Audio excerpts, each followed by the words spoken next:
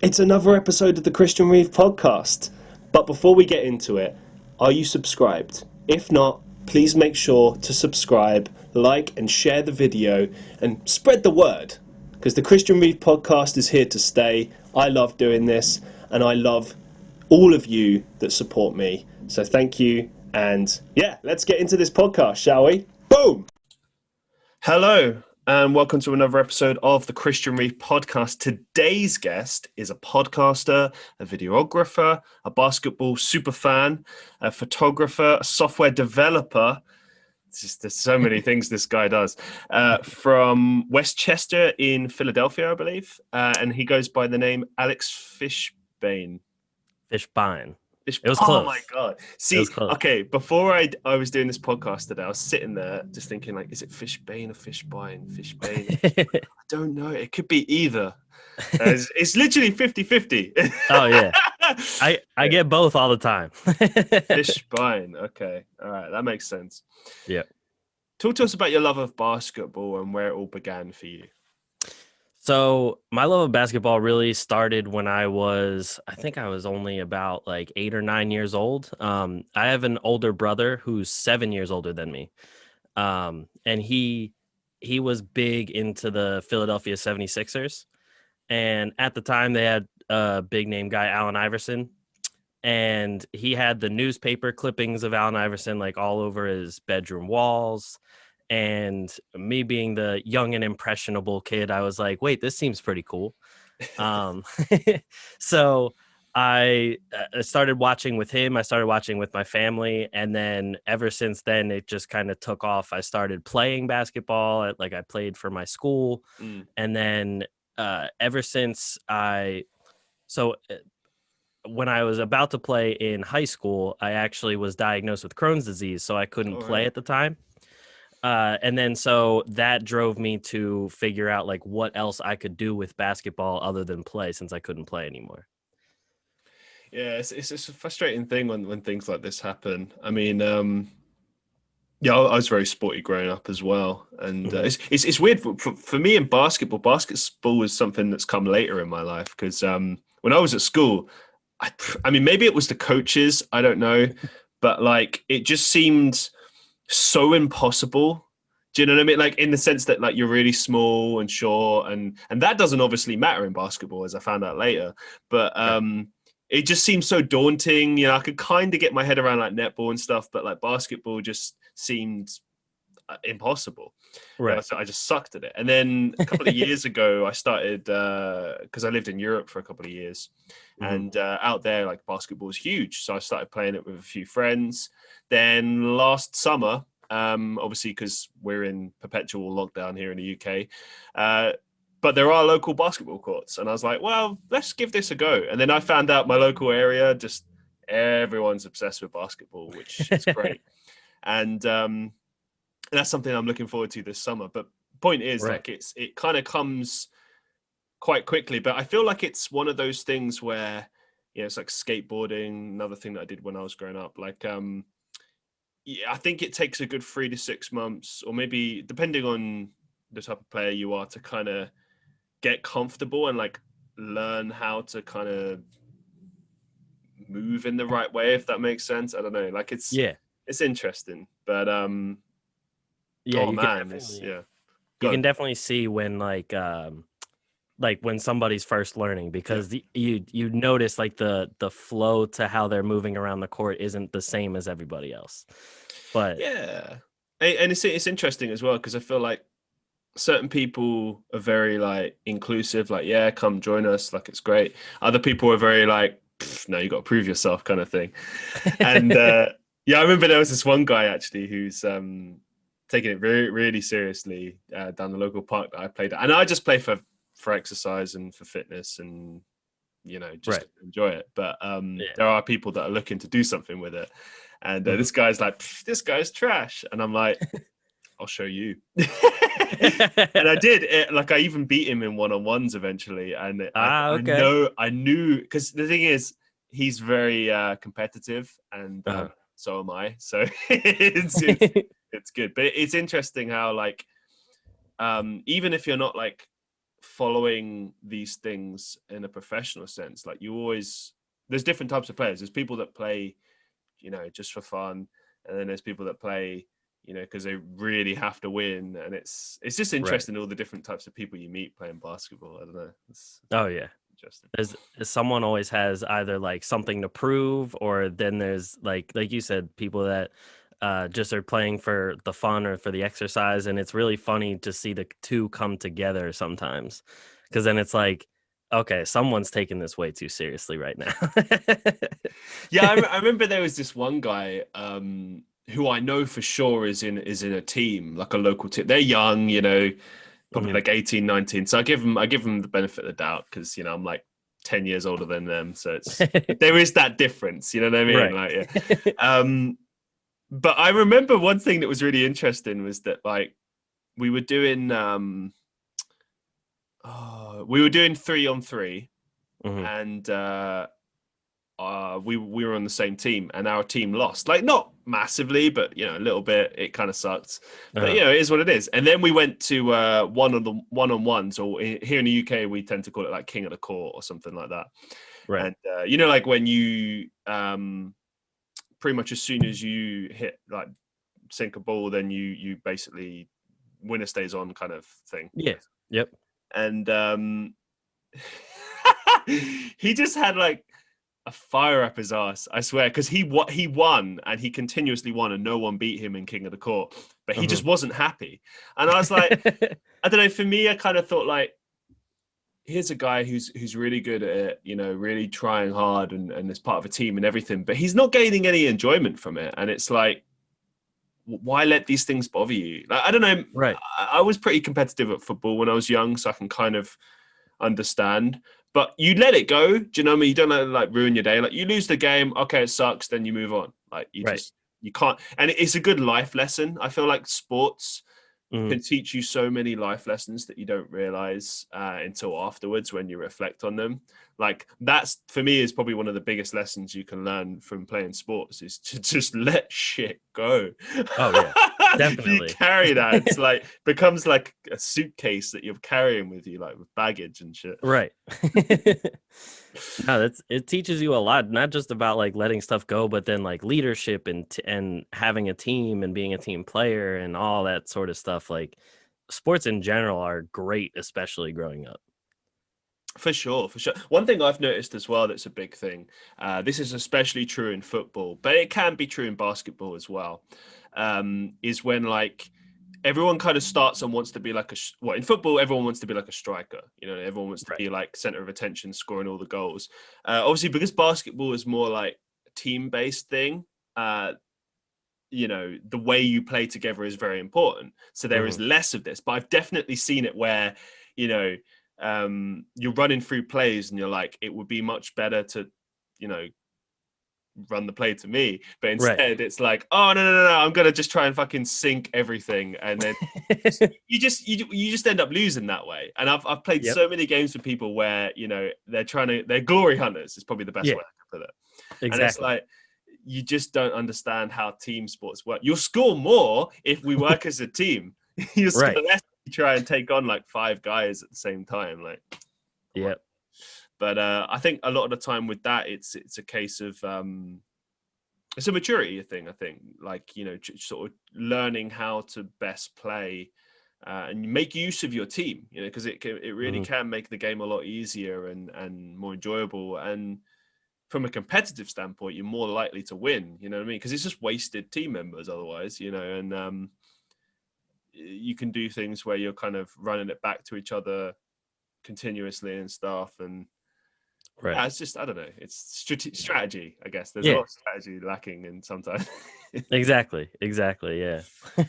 But anyway, you're part of a brand known as the Basketball Society, which describes itself as a multimedia platform and lifestyle brand providing authentic and exclusive basketball content, services, and experiences. So talk us through what your brand actually offers and your particular role there. Yeah, so Basketball Society offers, a wide array of things. We have a basketball training side of the brand where we have a few coaches. They bring kids in and they train them everywhere from elementary school all the way up through college athletes, even professional. Um, they work with kids on not just training, but also mental training too. We do different things like yoga and meditation and things like that to really unlock the mental side of basketball. And then in the multimedia side, we go and we make like video mixtapes for kids at games. We go and cover games with the photography side, and we also have done documentaries on specific kids, like mini docuseries kind of things. We also have multiple different like video series going on. One of them being named "Protect Our Queens," where we highlight women in and around basketball. So not just the players, but the media members, the coaches, everything surrounding basketball, and just all the women that consume it.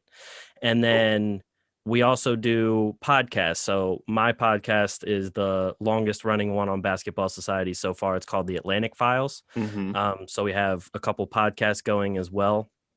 And my specific role, so I'm one of the photographers and videographers. So I'll go to a lot of the games, take pictures at games, write articles about the game saying, who played the best, which kids might be going on to play in college, things like that.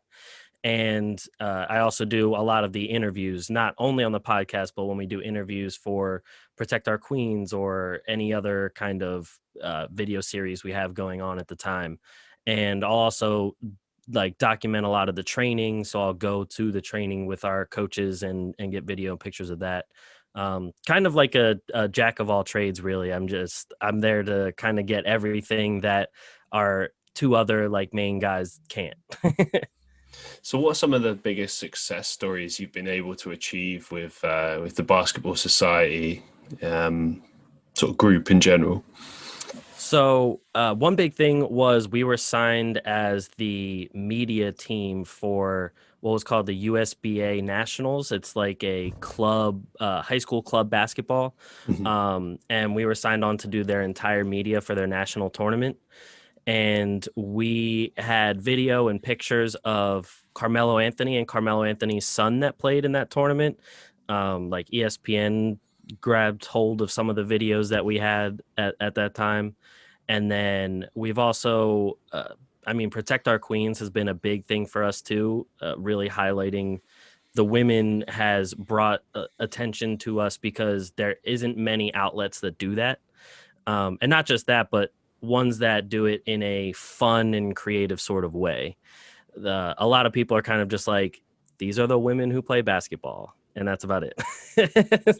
So that's been a huge win for us, with a lot of people picking that up as well, in terms of even college coaches and college scouts and stuff that actually come to watch these to actually see how the players react in an interview. And not just that, but we've had our founder, his name's Martin Sories. He went over to Ghana and started free clinics in Ghana. So they have a whole, set up a whole basketball court and everything and it says Basketball Society around it and all that. It was really cool, and just gave free clinics to anyone in Ghana that wanted to come in and try out some basketball. So they found some really talented kids in there too that very well could make it over to the US and play in college or even the NBA later on. Other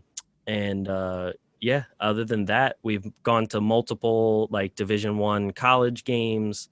We've gotten into, there's a league, I don't know if you've heard it, called the Big Three. It was created by the rapper Ice Cube. And oh, wow. Yeah, and it's a 3-on-3 basketball league, and it's a lot of retired NBA players. That's sick. Yeah, so we got to cover their championship game a couple years ago. So we were there to take pictures and video for that. And we continue to keep getting college credentials to come cover games and everything. And hopefully the next step is more professional games. Yeah. Let's expand upon this. Like, what are the overall kind of goals for this group? Like, other than the one you just laid out just then. Right. So our main goal is to really bridge the gap between basketball and society. One of our big questions that we always ask in pretty much every interview, we ask the people surrounding basketball why society needs basketball. Ooh. That's one of our main things is like we want to show that basketball not only helps a lot of kids Mm. in certain situations, but it helps society in general because it, like we were just talking about earlier, it teaches kids a lot of things about life, like really growing up in a lot of different areas, and we just want to be there to be able to put the two and two together. Like a lot of things we still do is like we do a lot of different charitable events where we have kids come out and just play basketball, and we have like donations that go to kids every, like we have like a back to school event where we give kids book bags and school supplies and everything like that too. And really like food drives that we've done, and we have a March Madness event that goes with the big college tournament where we give back to the community wherever we hold it that time. And it's yeah, so our main goal is we just want to bridge the two together and bring and show it in a more like fun, light, more creative way rather than the same old of just like, oh, this is Johnny basketball player. He came out of a bad situation and now he has money. Like we've seen those success stories, not to discredit them because they're big success stories, but we've seen those, but we want to show how basketball might bring together like a church group, or how basketball might bring together an older retirement community because they just enjoy playing when they were younger, and that's how they bonded. So that's our biggest goal, really.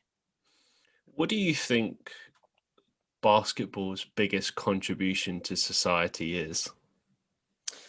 See, that's a really good question. I think that I think the biggest contribution is just a sense of community, because when I know myself, when I was growing up, it was like at any given day, it could be, hey, everyone's playing basketball down the street. Like, let's go hang out. Let's go play some basketball.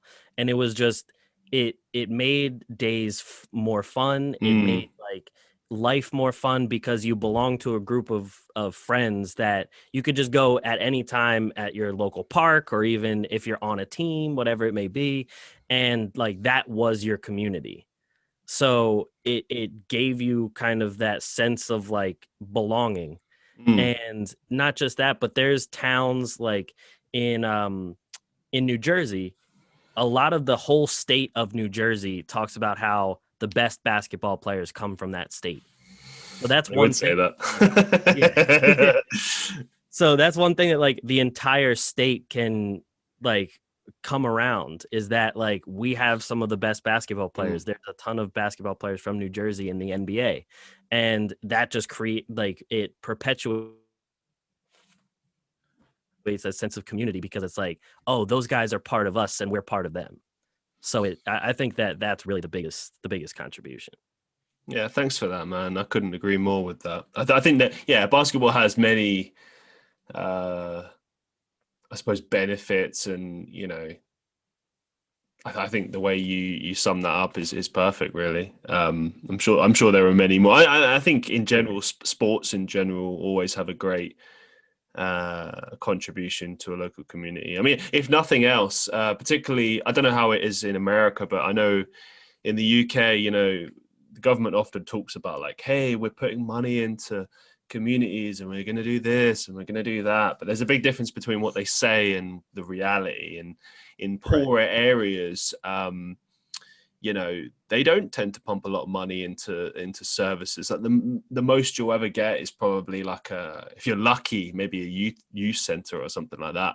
Right. But my point is, if you provide things like basketball courts, football fields, basic equipment for people to use, it's a way of getting people off the streets doing stuff they shouldn't be doing, Exactly.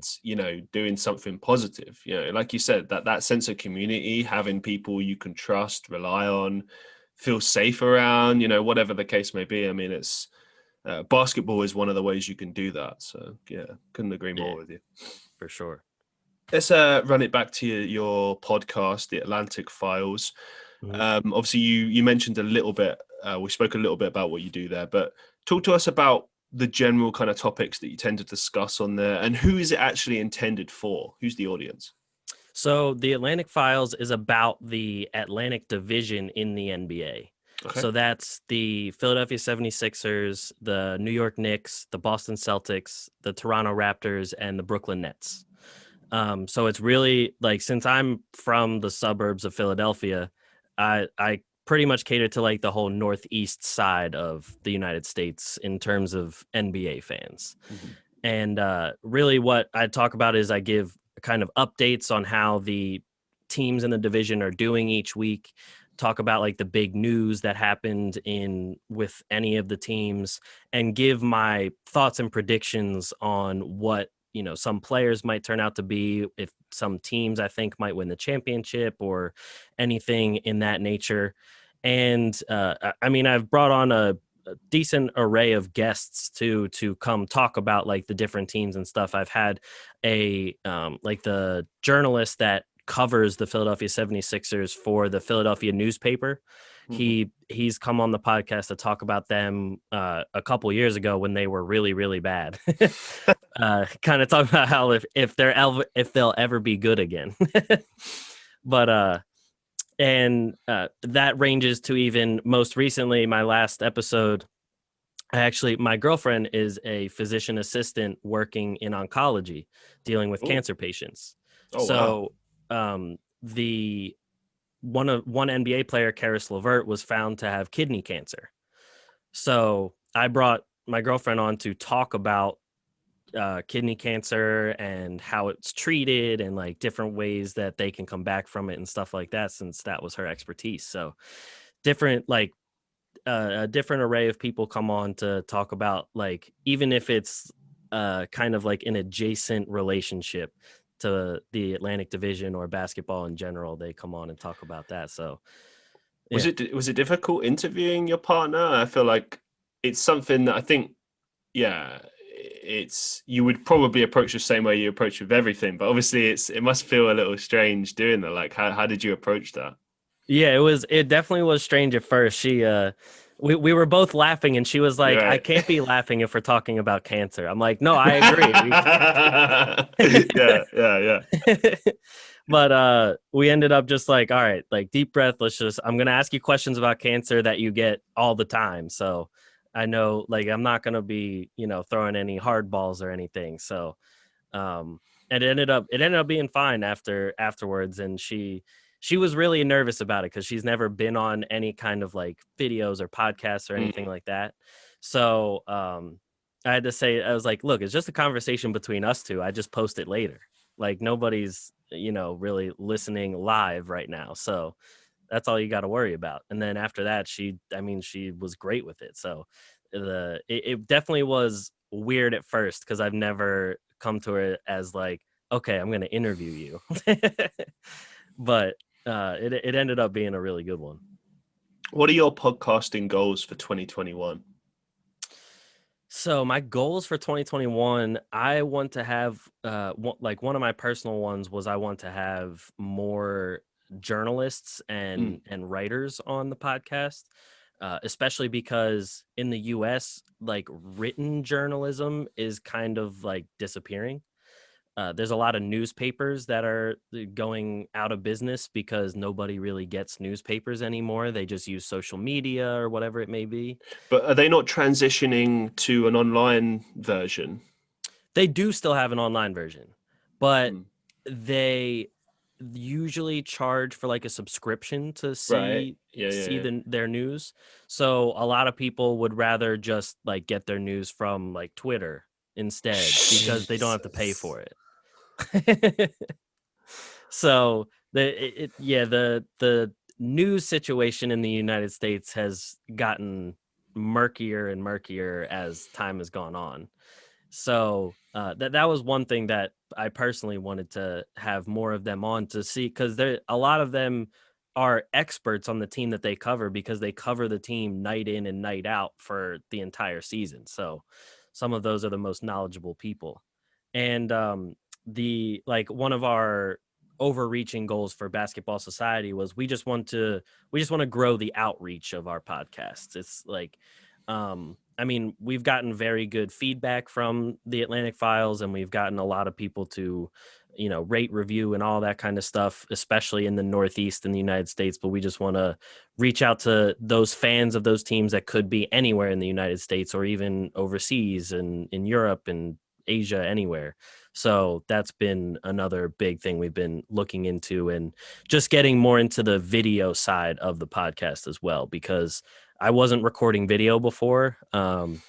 It not because I didn't have the stuff to record, but just because it was only me. So editing a lot of stuff was a lot of time to take to do all of it. So, but we started doing more video now, so we've been wanting to get more into that too. So, yeah.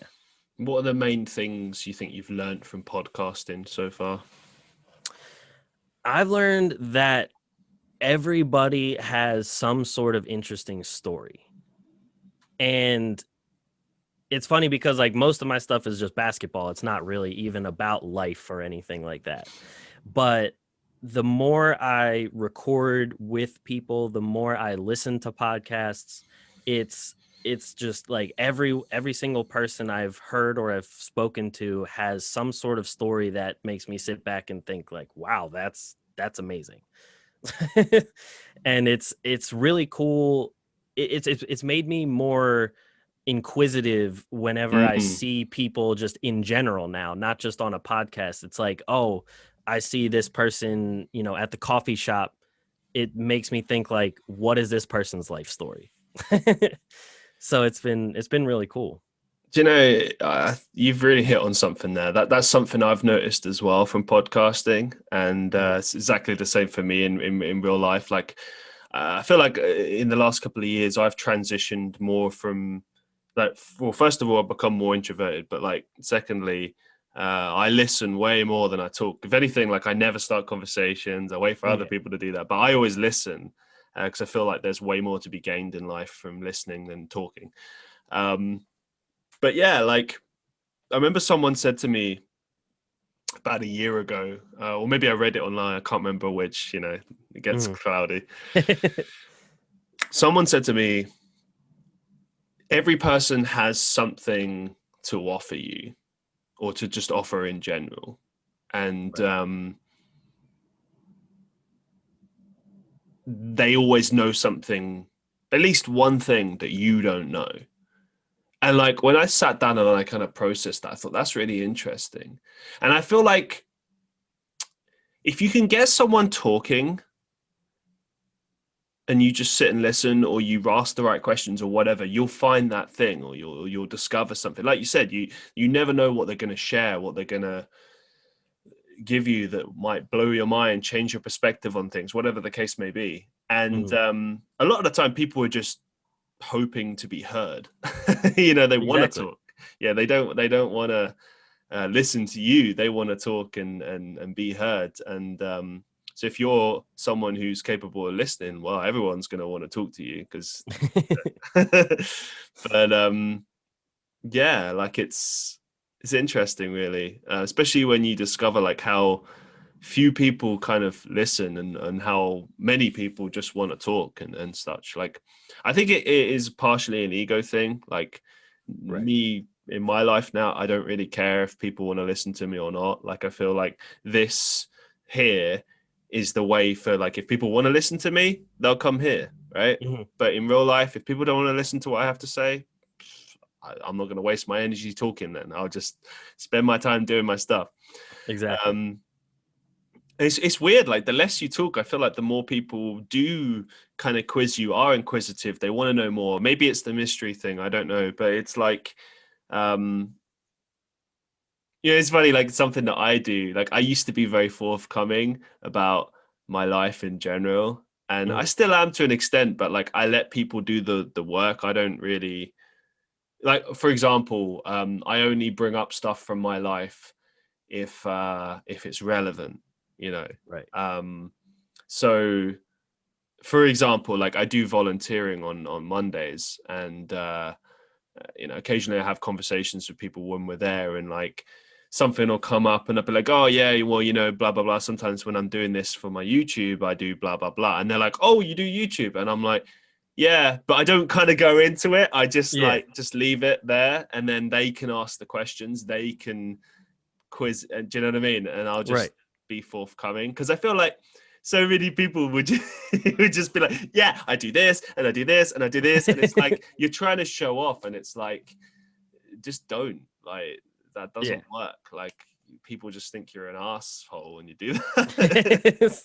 Exactly. It's like, okay, I get it.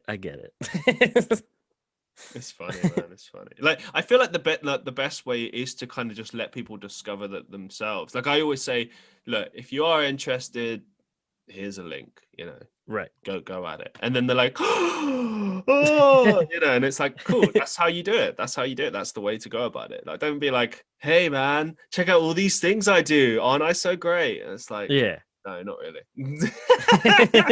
And something that really humbles me as well, all the time, other than just not like being a nobody, that tends to help, but also like when you sometimes go online and you're browsing, like, I don't know, TikTok, YouTube, whatever, and you just see the amount of people making content, so many. And I think that when things go back to normal, there'll be less people, because people will have less time again, and things, will return to normal, and suddenly being a content creator again will become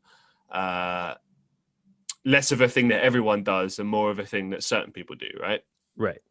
But with that being said, that really helps to strengthen my humbleness when I see that, because I go, okay, there's loads of people doing this. What makes you special? Like, how can you kind of talk, like, go on about yourself as if like you're something special, when there's like a million people doing what you're doing, probably better, so so I just try and focus on like building a community as much as I can. But it's interesting with this whole thing, like it takes so many years, like, for me, I mean, I only properly started this in, I'd say, like 2019, like YouTube and stuff, but with the podcast, it's still very new. I mean, it's probably started in like July last year, I believe. And it's only now starting to get some views here and there. But it's still, I don't know, it's still early days. Like, and sometimes when I focus, that's another thing as well. You can't focus too much on the numbers, because then people start kind of quizzing you, and you're like, well, people still ask me like, oh, how many subs have you got? How many views do you get on every podcast? And I tell them, and they're like, oh, and I'm like, well, not like I'm not trying. Exactly.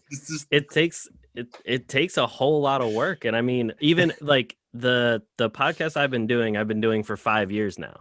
Oh wow. And okay. Yeah, and it just got like most of its rating and reviews in the 3rd year I was doing it. So wow. It went a long time where it was just like a couple people would listen, my parents might listen, but then really it just kind of like after I got the one journalist from the Philly newspaper, that one got a ton of listens because he also shared it. Okay. And then ever since then, it got more and more like listens and reviews and subscribes. Do you think that's what it takes though for a podcast to start getting that attention? Because I hear a lot of people say, both content creators and just people in general say like, hey, you should try this. Hey, you should try this. Hey, you should do this.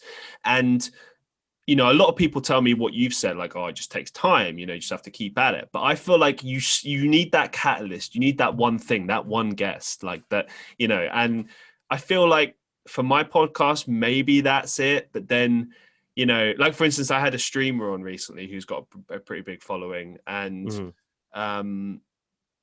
that one got like a few more views, but it didn't really get any attention. And that's nothing against her or anything like that. It's just that I think that it's difficult to to gain people's attention, to gain people's interest. Like, Right. here's a better example. There was a guy I had on the podcast who is a professional wrestler, and he has a big following. And it was a similar thing. Like, I thought, oh, this will get a lot of views because people will want to hear the interview and know more about him and blah, blah, blah. Mm-hmm. and he plugged it himself. He said, like, hey, check it out. Here's a cool thing I did with this guy. Right. Still nothing. You know, so I think it's, I don't know what it takes. I mean, maybe it's just luck. But I wonder sometimes, like, do you think it really is as a result of that one thing, or do you think it's a combination of many things? I do think it's a combination of many things because, so actually one person I've kind of been, for lack of better words, studying how they got big was, I don't know if you've ever heard of the comedian Andrew Schultz. I've heard the name before. Okay, so he just started getting big over the last probably year and a half. And his strategy was, I'm just going to put my jokes, like each joke from a stand-up set, as a clip on YouTube, and I'm just going to let the people decide if they think I'm funny or not. Genius. And his big thing was he put out a joke. I think it was like a joke a week. It was either a joke a week or a joke a day for a whole year. Wow. And he was like, because then if they see, and he would put, he also made like a YouTube special. So like his first comedy special was free. It was just on YouTube. Wow. And so people would go see the special and then they'd be like, okay, like this guy's pretty funny. Let me go check out the rest of his clips, or vice versa. They'd see a clip, be like, okay, that was a really funny joke. Let me go check out the rest of it. And I think like the catalyst moment is still like important, because I think it could either be luck, it could be the guest, or it could just be the right timing on a certain topic. Like the big thing I actually think with that guest that I had on, I don't think it was just having him on. I think at the time, a lot of people in Philadelphia were just looking for hope that their team would get better. Yeah. And he kind of came on and was like, well, if the Sixers do this, they could be a really good team. So like they kind of like latched on to that. And so I think that like timing is definitely a very big thing. And it's even something that we at Basketball Society have learned ever since we started getting more into YouTube too, because we would put a video out on the hot topic that day. And then we also tried putting a video out on the same topic like 3 days later. The one would get like 800 views and the other one got like 10. So as in the one that immediately drops on the day that it's trending versus a couple of days later. Yeah. Right. Okay. Yeah. So we noticed that was a big factor in it as well. But my thing is to sustain that and to actually get the subscribers. Yeah. Like you need the catalyst point to get their eyes on you, but you need the rest of your catalog for them to be like, oh, it's not just a one video thing. Like this guy's been doing this for a long time. Yeah. And there's more to watch. There's more to consume. It's not like, oh, I watched one video and I watched all of his content.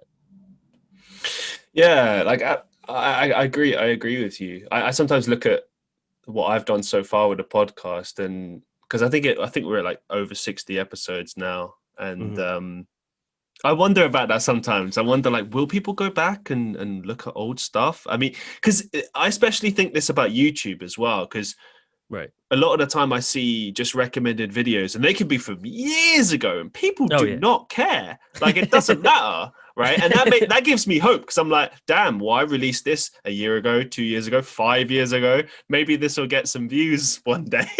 Right. Because it sure as hell isn't getting any views right now. But yeah, it's interesting though, isn't it? Like how that works. I mean, sometimes it's a result of an algorithm, a platform thing. And then sometimes, as you say, there's a catalyst thing. One person shares it. Maybe it's trending one day, whatever the case may be. Like, I don't feel like I've truly got any content, bar there's like one video I did that Actually, no, I think all of the videos that I have that get a lot of views, like Mhm. continuously, and that sort of broke through. Because if you think that the standard video, or at least on my channel, is like anywhere from like 5 to 20 views, I would say is like an average, right? Right. But then there's those videos that get like 1,000, 2,000, like, you know, whatever. And I look at all of them, and all of them are a result of either trending topic or um there's one, for instance, I did this cover of a song, and there was like a celebrity who did it as well. And then, Okay. so it's literally like if you type Muse endlessly cover, basically the first entry is like Ewan McGregor with a like little cover from some, I don't know, TV series he was doing. It's like a little minute clip that someone's pulled and cheekily, because it's not him, it's like Oh, some okay. random YouTuber who's just clipped it and put it there, and they got like a million views. And then there's mine under it that's got like 6K views or close to it. Oh, wow. Okay. It's just funny, like how shit like that works. But yeah, no, I mean, it makes me wonder. I think because we're well, at least my thing is at that stage of it, it's still growing. So I look at other people who are doing well or who are growing, and I always wonder like, what is the catalyst? What is the thing? And I Right. guess, yeah, as you say, it's a matter of right place, right time, and various factors. But yeah, I think the consistency thing is key. Like you say, you don't want to be a one hit wonder sort of thing. And my Yeah. thing has always been, I'm still trying to develop this podcast and have more discussion based stuff eventually, because I like the interviews to be as much as about the guest as possible. You know, I remember getting a really bad hate comment very early on in the podcast, and what the person, and I always talk about this every now and again when it's relevant, but basically their comment was, you know, shut up and let them speak. And you know, they didn't frame it in the right way, you know. But I took that and I was like, as much as I can, I will let my guests speak as much as possible, and let that be the content as much as I possibly can, you know. But I ddid have that initial thought where it's like, well, it is my podcast. Like, I can't talk on my own podcast, but Yeah, exactly. I mean, that's the thing. Yeah, it's like if the guest is on the show, I mean, it should be about them as much as possible. Like I've been on other people's shows where even though I was the guest, it didn't really matter. And then I kind of understood a bit more like why it's important to make your guest A, feel special, and B, give them that platform. Really ask the right questions, push as much as you can out of them, get them talking, like I said Right. before, you know. Yeah. Speaking of which, I need to shut up and ask you a question. So let's move on.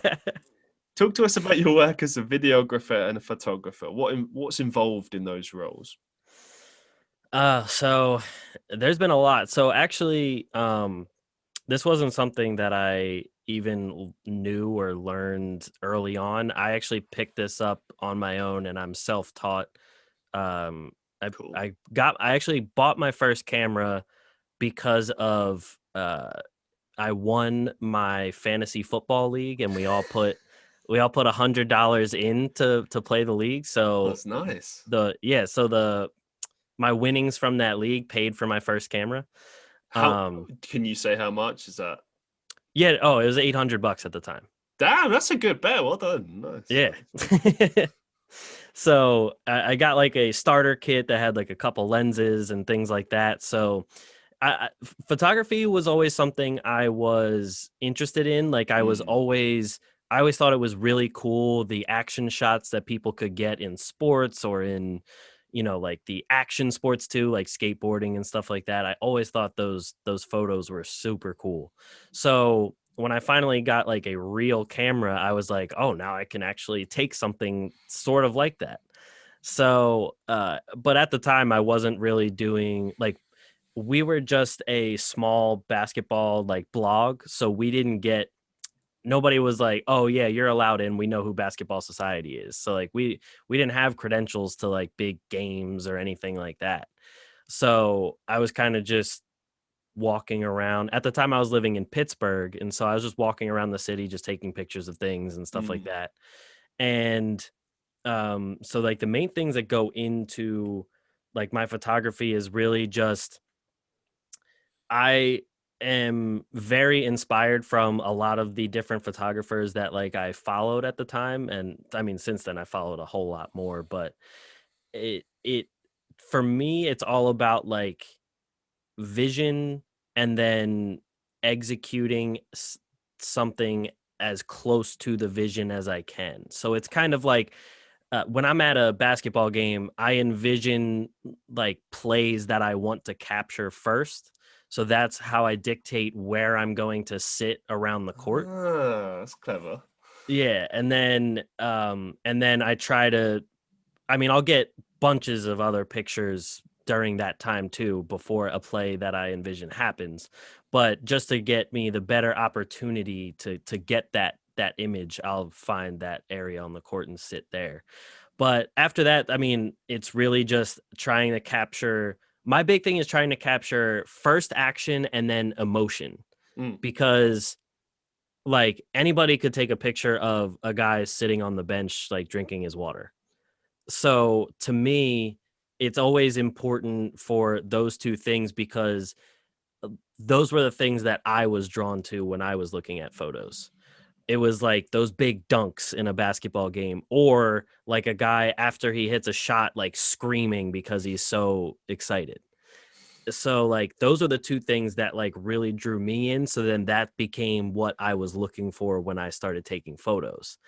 And then that once I started doing more and more photo, that kind of just bled into videography, because in the basketball world, videos are becoming way more popular than photos are, especially, excuse me, especially with like the younger generation. They want like the mixtapes and like the rap songs that they love to go over top of them doing cool moves or whatever they're doing.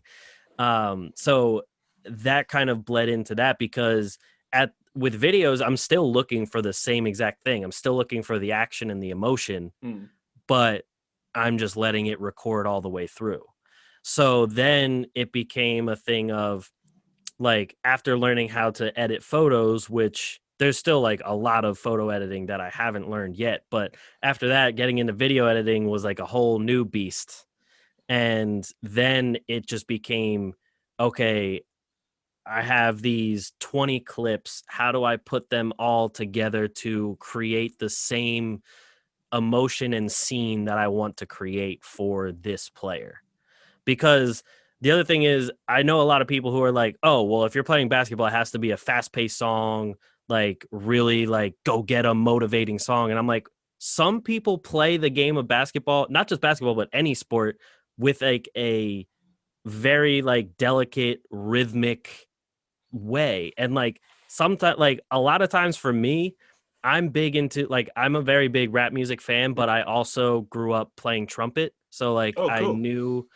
I knew a lot of jazz band things, and I was in my jazz band for my school. Ah. And so I really like jazz that goes along with basketball, because to me, basketball is a very poetic kind of sport, and Yes. that with like the brass and the percussion and everything, like jazz to me goes the best with basketball. But other people might not agree, but we actually, Basketball Society actually became known for using much different music for our videos. Um, Other than, we will do ones where like kids will ask if we could put a song on. We'll be like, yeah, whatever, we can put that on. But the ones we do are a lot of like gospel inspired rap songs or jazz inspired songs. So it's a lot different of a vibe than it is from the normal everyday outlet. How do you get over like copyright issues with using the music? Like, So we did have issues with that in the early going. We had to create a whole new Twitter because of that. um what is that? they Yeah, I forget who, I think it was like Sony or somebody went back to all of our old tweets and found videos with their songs on it, and they like hit us with 3 marks, and so they banned our Twitter. They're so So petty, aren't they? yeah, I know. They're from like 5 years ago. I was like, nobody's looking on Twitter that long ago. But so anymore, we what we do is we find people who make beats that are still trying to become known, and we'll use their beats on our videos because we offer to them, we're like, hey, we have, X amount of following. If people like your beats, they could send it to other people and so on and so forth. So that was another thing that we kind of wanted to do to also like bridge gaps of, society and basketball and stuff, because we even know, like, we have personal relationships with people who actually are beat producers, and we've used their beats on multiple videos, and we've met people through YouTube that throw all sorts of beats out there and stuff like that too. So we've been finding people that their beats are kind of align with like our thoughts of, jazz or gospel or things like that. So ever since we put those together, that's when we started avoiding pretty much all copyrights. Just bringing it back to videography and photography, like what are the key differences as it pertains to like how you approach it? Because obviously there's going to be some obvious differences, but like as far as like the structure and the format and stuff, like what are the main differences?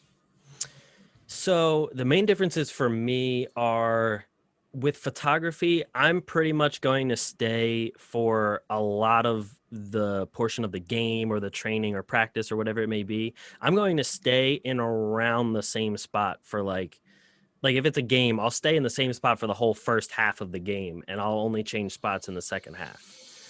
So, but with videos, for me, I'm pretty much moving around in all sorts of different angles to get every single angle I could think of.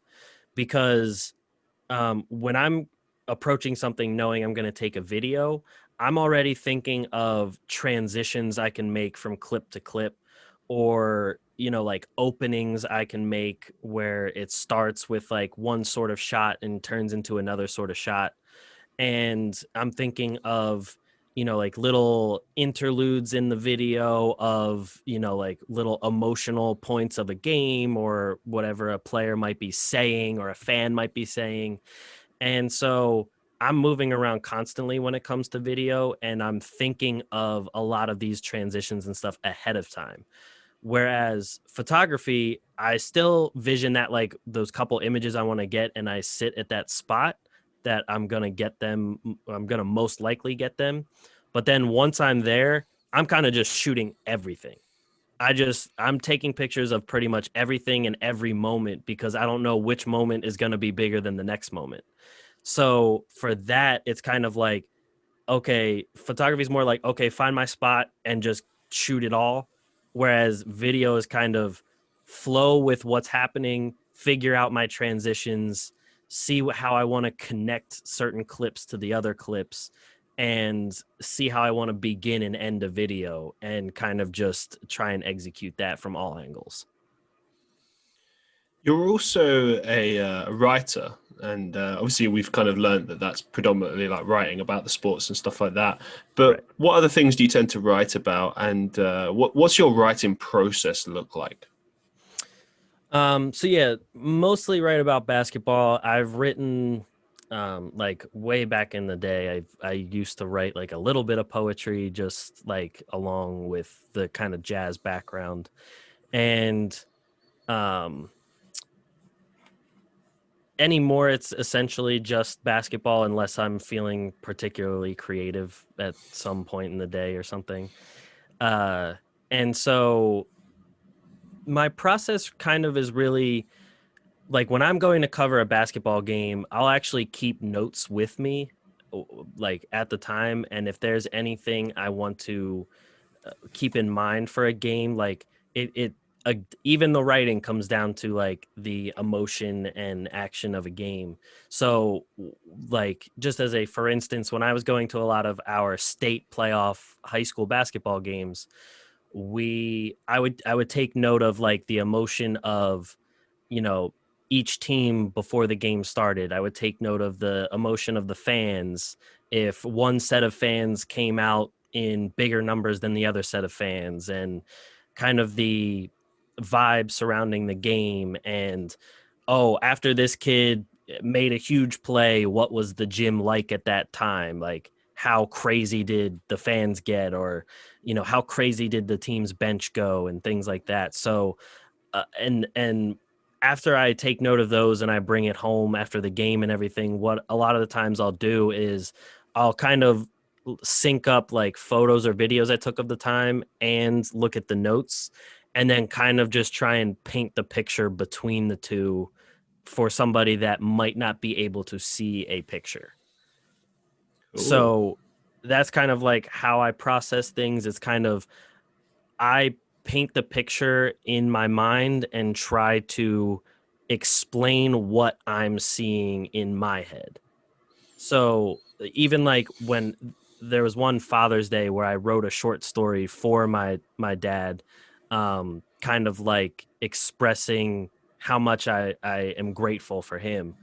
It was kind of like I want to show how grateful I am for him, but I want to show it in a way that like it's almost as if he's watching a movie about it.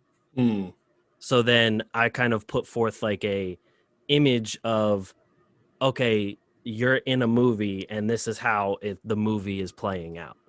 So it's kind of like, yeah, more of like visualization and kind of just translating that into, a lot of times I also think of, because actually this actually takes me to my web development side.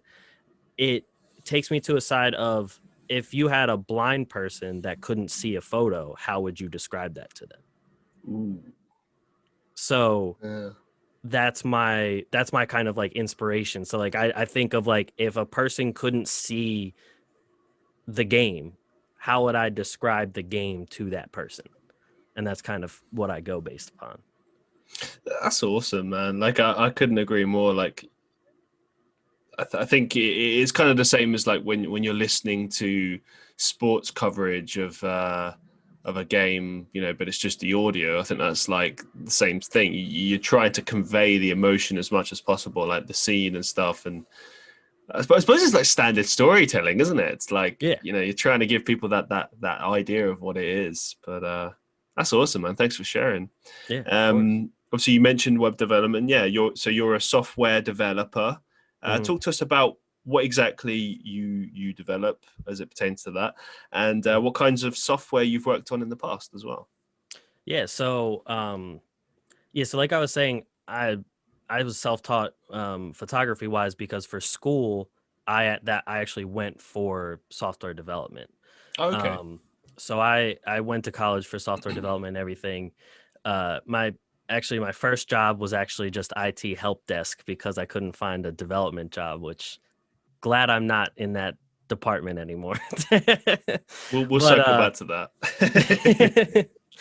but so like so right now Basketball Society is like my side hustle. So it's something that I want to become my job at some point. Sooner rather than later would be great, but my day job is actually, I'm a web developer for, I don't know if you've heard of Vanguard. Yeah. Yeah, but please explain. Yeah, Yeah, yeah. so Vanguard's like they're a financial company that specializes in like retirement packages Mm, and retirement funds and long-term investing. And actually, it's funny because most of my time at Vanguard was web development for the UK Vanguard website. So that's essentially what I've been doing, was running the website for Vanguard and adding all sorts of new features and new pages and new technologies using the most, up to date web languages, things like that. And before I got to Vanguard, a lot of my development was like kind of assisting a lot of friends with like Android app development. I dabbled a little bit in app development for iPhones.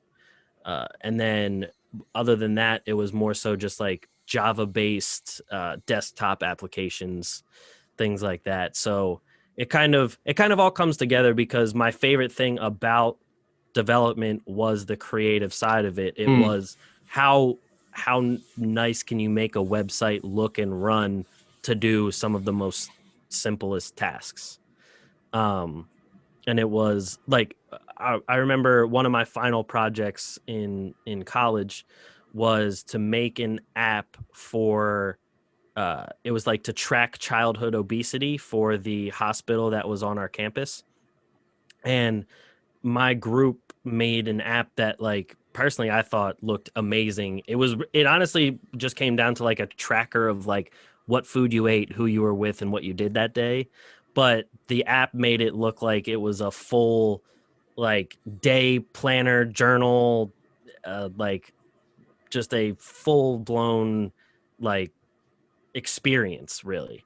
And those kind of things I think are really cool in terms of just having somebody be excited to use your product really. And so that's kind of like the creative side is what kind of like led from one thing to another. How do you actually find the time to manage so many things at once? Because I mean, obviously we've laid out, the fact that you're doing these different podcasts. There's obviously the Basketball Society is much more than just a podcast. You're doing videography and photography, and there's so many other things that I'm sure we haven't even touched on that you do as well. How do you find the time to do all of this? Oh, it's definitely difficult. And have a relationship as well. Like that's another thing as well. Like, how are you doing it? It's definitely difficult, and I definitely have to give a shout out to my girlfriend because she's definitely allowed me to do a lot of different things, and she's been cool with it all. So it's been amazing. She's awesome. So, but yeah, it's like during the day, I mean, it's really all like the day job, the development side. And then like my lunch break, I'll probably do a little bit of like I'll edit a little bit of a video or I'll finish editing a podcast or a photo or whatever it may be. And then the moment I am done the day job, I actually usually go to the gym and work out. Mm-hmm. And then after that, it's kind of like I'd say from like 6:30 p.m. until midnight is like basketball society, podcasts, editing things, jumping on a phone call with some of the other basketball society guys to talk about like our strategy for the week on YouTube or strategy for the week on our website. And it's kind of just, yeah, I'm kind of just go from 8 a.m. from the day job till midnight when I finally am just like, all right, I'm too tired to do anything else. Talk to us about the meditation and the mindfulness that you've employed in your life, because it's something that's prevalent on your social media and stuff. And obviously, I can kind of picture the benefits and stuff, and how it. I've heard a lot of people over the years talk about how these things help their lives in general. But how has it changed your life specifically? Oh, I mean, it actually directly relates to the last question about how do I manage everything and get everything done in a day. Um, I didn't really start actually meditation or any of that until this year. I think that the whole lockdown from COVID and everything like that is what really pushed me to do it. And there was even like I even saw a therapist at the time for the first time in my life because it was something that, all of a sudden I went from doing all these things to then like even basketball, there were no games. Like I couldn't go to any of these things. My podcast was kind of just like COVID. I have nothing to talk about. There is no basketball. And couldn't go anywhere, couldn't do anything. And so it was kind of like a shock, and it led me to figure out like, okay, I need to understand myself more mentally if I'm going to, keep uh, leveling up or upgrading myself.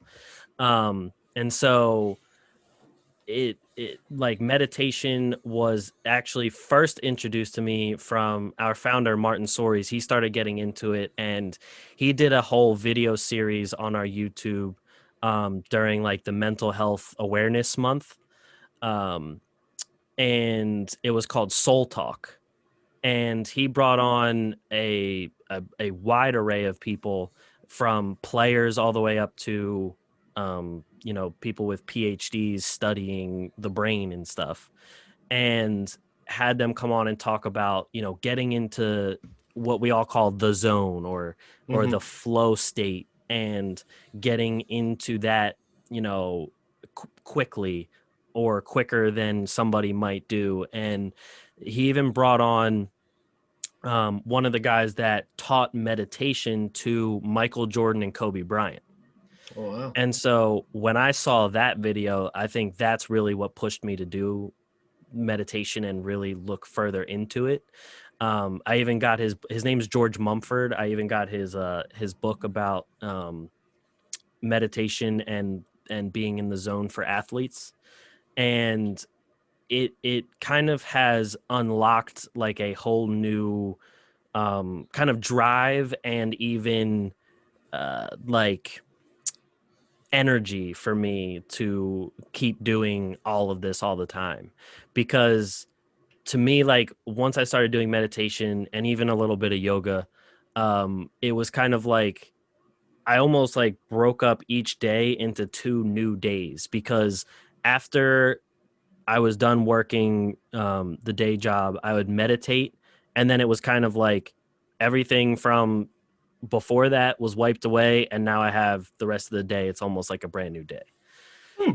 So Okay. it was, I mean, yeah, meditation has been amazing for me. Obviously, you mentioned sort of COVID-19 briefly there.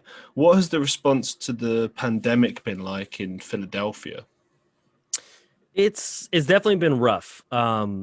Especially like in the city, it has been more restrictive than the suburbs and stuff outside of the city. Okay. In the city, there was like for the longest time no dining, indoor dining anywhere, no outdoor dining at any of the restaurants. Had to stay home. Like only way you can go out was to pick up your groceries and go home. Like that was really about it. They were even for the longest time they're even removing the rims from the basketball hoops at parks so that people didn't gather. Oh, So shit. yeah, so they were getting very, very restrictive. And I think that it it drove people crazy, first off, but it also brought a lot of people together, because I know personally I had a lot of family members that I didn't really talk to all the time, whether it's because they just are far away or they're always busy or I'm always busy.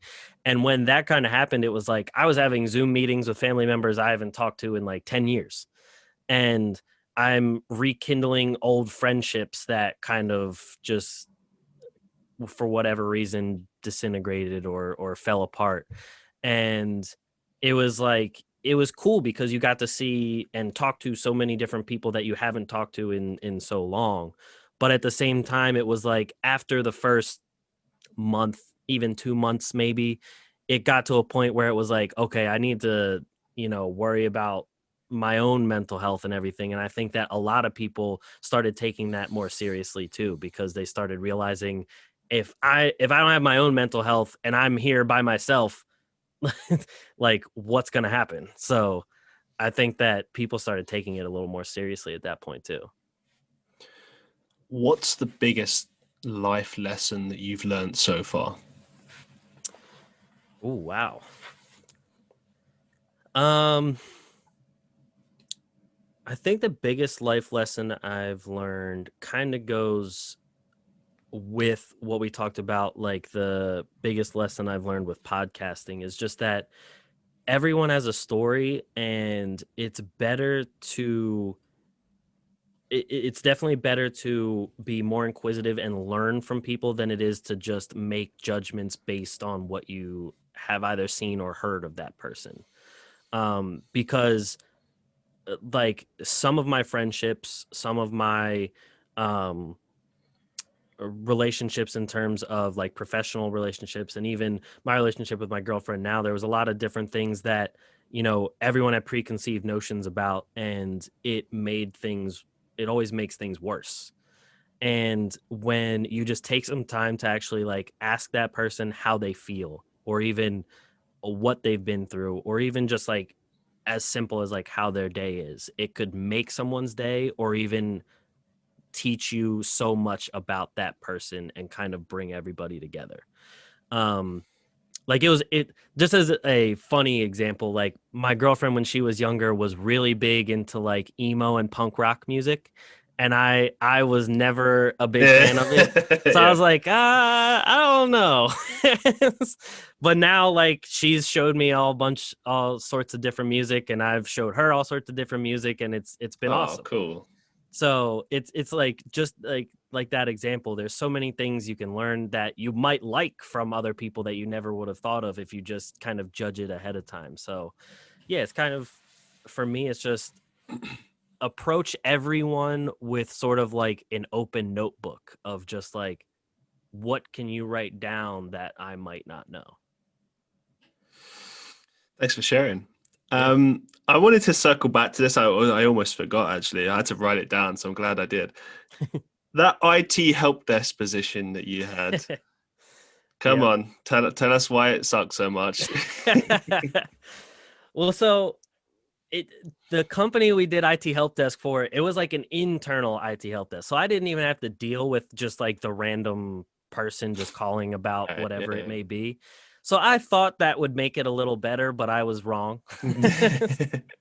um I actually there were so many things. The TV show, I forget, I think it might be called IT help desk, or what was it called? It was a UK show. Oh, the IT crowd. Yeah. IT Crowd. Yeah. There we go.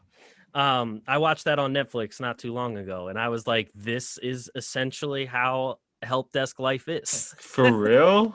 It hit a lot of like how it was when I was on the job, because the managers didn't really know much about computers. Hmm. So they can't, like, you would have to help them as well as the people that are calling about their broken computer or whatever it may be. But it was true in the fact that I would say 95% of the calls we had, they just needed to restart the computer. And so I always get the question too, like from even friends now that are like, don't tell me to turn it off and on. I've done that. And I'm like, we say that because that usually fixes it. Did, But it was a lot of calls of like, oh, I'm locked out of my computer. You must have changed something. I was like, I don't know who you are. So there's no way I could have changed anything on your computer.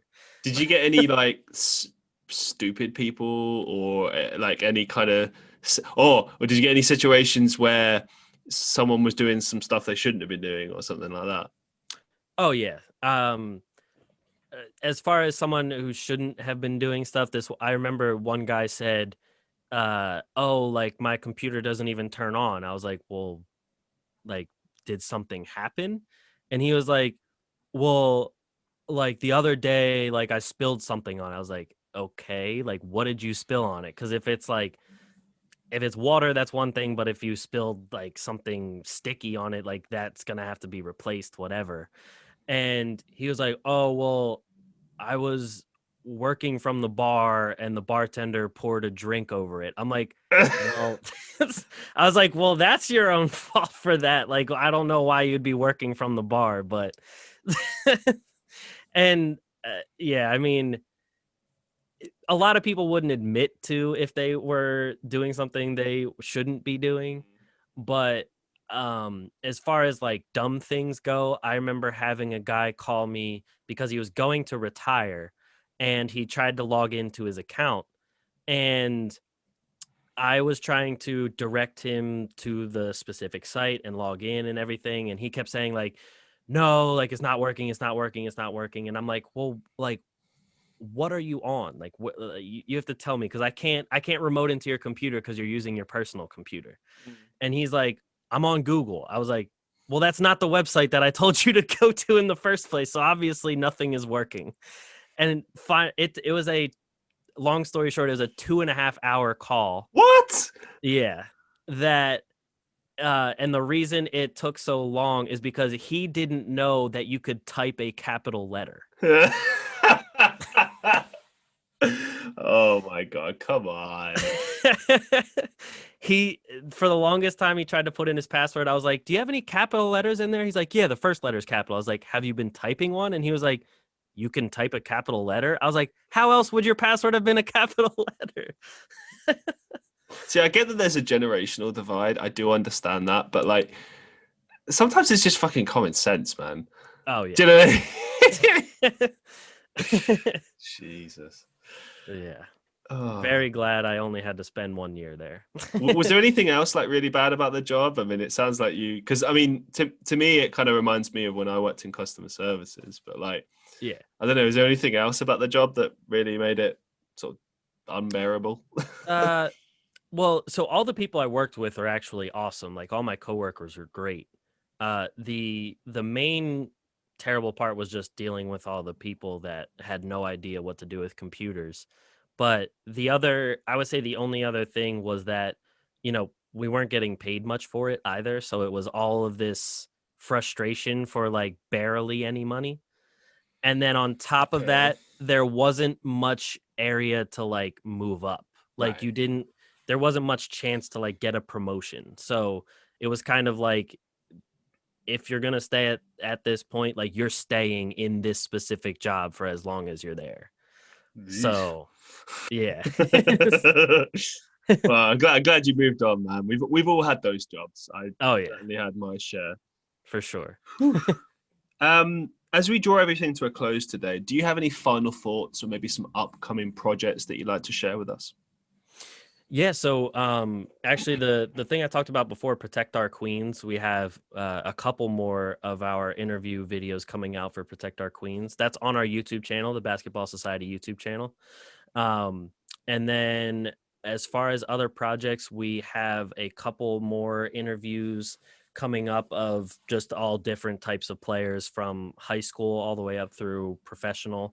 So we're going to have a few more of them on our YouTube channel as well. And then just the podcast every week, having different people on and everything. So, yep, searching where everywhere you get podcast and YouTube on that we have Basketball Society and just specifically the Atlantic Files. So, anywhere you get them. Awesome. Well, yeah. Obviously, I want to say to my listeners, make sure you go and support Alex's stuff. He's clearly very passionate about what he does, and yeah, he does a very good job. So make sure you go and support him. And yeah, thank you very much for appearing on the show, man. I really appreciate it. I appreciate you having me. No problem. It's been an absolute pleasure. Want to say to all my listeners, thank you very much for watching/listening to the Christian Reeve podcast. As I always say, if you're on YouTube or Facebook, then like, share the video, subscribe, whatever. And if you're listening to the Christian Reeve podcast via, let's say, Spotify, Apple Podcasts, Google Podcasts, please leave a review. I recently received my first ever review, and it was very positive. But here's the thing: I'm happy to receive good or bad, reviews, anything, any kind of ratings, anything that's going to help to push this podcast forward in some sort of a direction. So your feedback and input is very much appreciated. So yeah, thank you very much for listening to the Christian Reeve podcast. And until next time, peace out, one love. I'll see you in the next one.